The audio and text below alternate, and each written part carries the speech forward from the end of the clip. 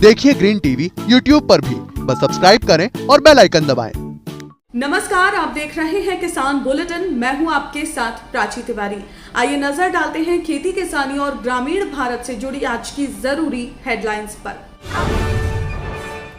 उत्तराखंड किसानों की आमदनी बढ़ाने की कोशिश में जुटी सरकार, एपीडा और कृषि एवं प्रौद्योगिकी विश्वविद्यालय ने मिलाया हाथ। हरियाणा सरकार ने किसानों की सहूलियत के लिए किया बड़ा फैसला। अब 17 अक्टूबर तक रजिस्ट्रेशन करा सकेंगे किसान। किसान आंदोलन स्थल पर एक युवक की निर्मम हत्या, गुरु ग्रंथ साहिब के अपमान का था आरोप।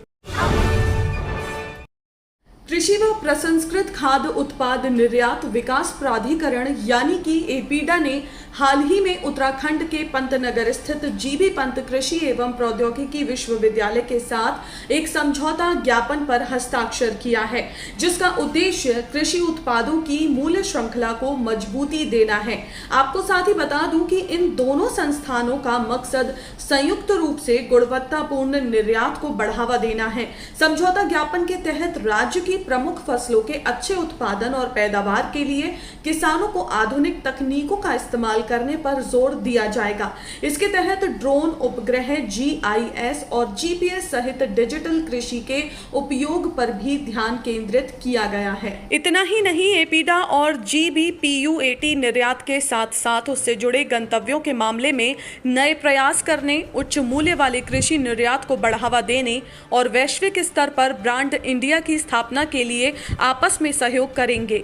जानकारी के अनुसार GBPUAT मुख्य रूप से उत्तराखंड के बासमती चावल, बाजरा, औषधीय उत्पादों, सुगंधित उत्पादों, बागवानी से संबंधित उत्पादों और पौष्टिक औषधीय पौधों के अर्क, तेल, पाउडर से संबंधित अन्य पौधों जैसे उत्पादों के निर्यात को बढ़ावा देने पर अपना ध्यान केंद्रित करेगा। इसके अलावा एपीडा और GBPAU कृषि एवं प्रसंस्कृत खाद्य उत्पादों के विकास और निर्यात के लिए संयुक्त परियोजनाएं शुरू करेंगे, जिसमें उत्तराखंड में फल और सब्जी से संबंधित क्लस्टर का विकास और सुविधा सह निगरानी प्रकोष्ठ की स्थापना से संबंधित कदम शामिल होंगे।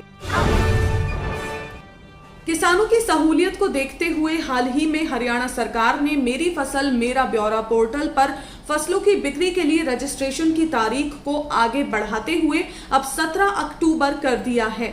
यानी कि ऐसे किसान जो पहले अपनी फसलों की बिक्री के लिए रजिस्ट्रेशन नहीं करा पाए थे, वो अब अपना रजिस्ट्रेशन करवा पाएंगे। अगर आपको धान, ज्वार, बाजरा, मक्का, मूंग और कपास को न्यूनतम समर्थन मूल्य पर बेचना है तो अगले 2 दिन में पोर्टल पर हर हाल में रजिस्ट्रेशन करवा लें, वरना इसके बिना आप सरकारी रेट पर अपनी फसल नहीं बेच पाएंगे।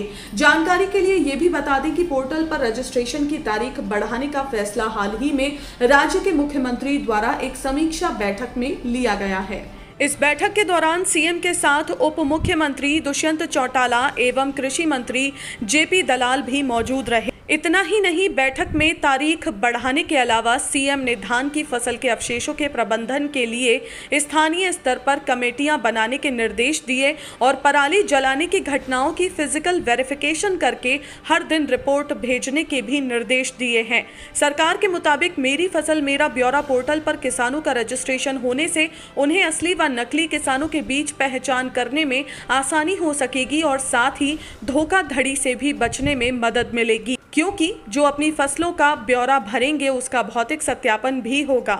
सरकार के पास सभी किसानों का ब्यौरा आ जाने के बाद उन्हें मंडी बुलाना भी आसान हो जाता है। साथ ही किसानों के मोबाइल नंबर पर मैसेज भेजकर बता दिया जाता है कि उन्हें मंडी में किस दिन और किस वक्त आना है। हरियाणा में इन दिनों खरीफ फसलों की सरकारी खरीद जारी है। ऐसे में कुछ क्षेत्रों में किसानों को आ रही दिक्कतों को देखते हुए पोर्टल को 17 अक्टूबर तक रजिस्ट्रेशन के लिए खोलने का फैसला लिया गया है। कृषि कानूनों के विरोध में पिछले करीब 11 महीने से किसान दिल्ली की सीमाओं पर धरना प्रदर्शन करने में जुटे हैं। ऐसे में कई बार ऐसी कुछ घटनाएं हुई जिसके चलते किसान आंदोलन कमजोर पड़ता नजर आया, लेकिन बावजूद इन सब के किसान अभी भी धरना स्थल पर जुटे हैं। अब इस बीच एक और बड़ी घटना सिंधु बॉर्डर से सामने आ रही है, जहां पंजाब के तरन तारण के रहने वाले एक युवक लखबीर सिंह की गुरुवार देर रात बेरहमी से हत्या कर दी गई। आज सुबह करीब 5 5 बजे पूरे आंदोलन स्थल पर उस वक्त खलबली मच गई जब लखवीर सिंह का शव संयुक्त किसान मोर्चा के मुख्य मंच के पास ही एक बैरिकेडिंग से लटका हुआ मिला। युवक का एक हाथ कटा हुआ था, उसके शरीर पर धार हथियारों से हमला किया गया था और उसकी एक कलाई काटकर अलग से टांग दी गई थी। वाकई में हत्या का ये स्वरूप किसी को भी डराने वाला है। फिलहाल पुलिस मामले की जांच में जुटी है। खबर की माने तो मृतक पर गुरु ग्रंथ साहिब का अपमान करने का आरोप था, जिसके चलते वहां मौजूद निहंगों ने उसकी हत्या कर दी।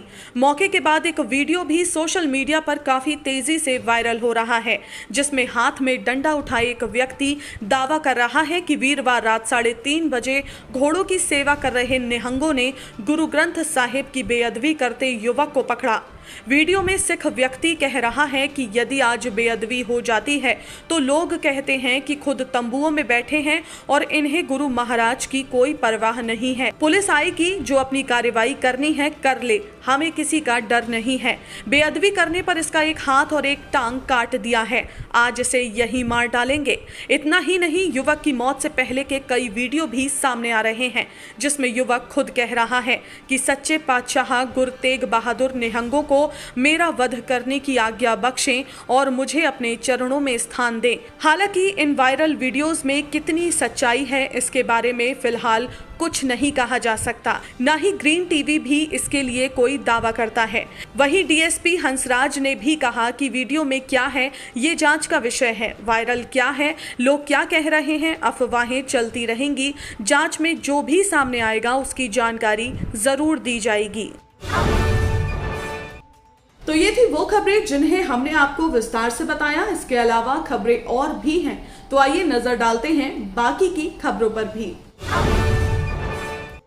संयुक्त किसान मोर्चा लखीमपुर खीरी में किसानों की मौत के मामले में जल्द ही 18 अक्टूबर को करीब 6 घंटे के लिए रेल यातायात रोकने का ऐलान किया है। अपने फैसले के बारे में बताते हुए एसकेएम का कहना है कि टेनी लखीमपुर की घटना का मुख्य आरोपी है, जिसमें 3 अक्टूबर को 4 किसानों सहित 9 लोग मारे गए थे।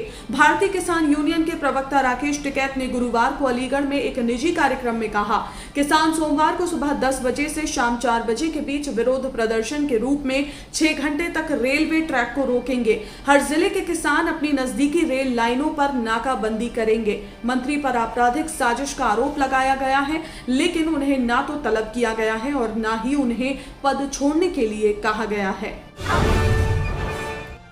चौधरी चरण सिंह हरियाणा कृषि विश्वविद्यालय के वैज्ञानिकों ने अंतर्राष्ट्रीय स्तर पर बाजरे की नई बीमारियों और इसके कारक जीवाणु क्लेब्सिएला एरोजेंस की खोज की है। आपको बता दें कि अब तक विश्व स्तर पर इस तरह की बाजरे की किसी बीमारी की खोज नहीं की गई है। खोज के बाद अब वैज्ञानिकों ने इस रोग के प्रबंधन के कार्य शुरू कर दिए हैं। साथ ही जल्द से जल्द आनुवांशिक स्तर पर प्रतिरोध स्रोत को खोजने की कोशिश भी की जा रही है। खबर की माने तो वैज्ञानिकों को उम्मीद है कि वो जल्द ही इस दिशा में कामयाब होंगे। आपको बता दें कि इन वैज्ञानिकों ने बाजरा में स्टेम रोट बीमारी पर शोध रिपोर्ट प्रस्तुत की है, जिसे अंतर्राष्ट्रीय स्तर पर संस्था ने मान्यता प्रदान करते हुए अपने जर्नल में प्रकाशन के लिए स्वीकार किया है।